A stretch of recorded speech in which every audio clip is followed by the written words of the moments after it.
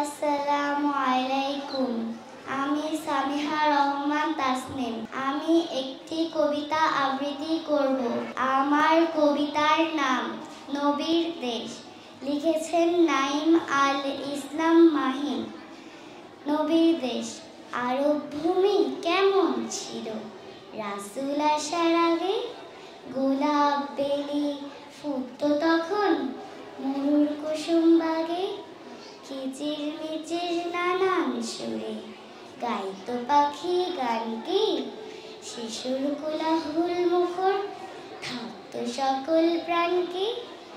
আরব উপদ্বীপে তখন মানুষ ছিল নামে, হিংস্র পশুর স্বভাব ছিল তাদের কাজে কামে।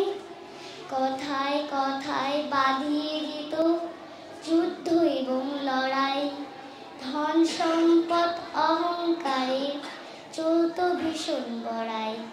হাট বাজারে আসতো মানুষ, চলত বেচা কেনা, মানুষ কিনে দাস বানিয়ে রাখত সেথায় কেনা।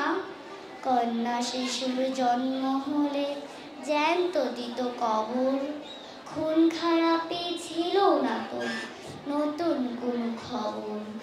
কাবা ঘরে মূর্তি ছিল ৩৬০-এর মতো, লাত মানাত আর উজ্জা খুবল নাম না জানা কত। তাওয়াফ তারা করত তবে নির্লজ্জের বেশে, নবী আসার আগে এসব ছিল আরব দেশে। ধন্যবাদ।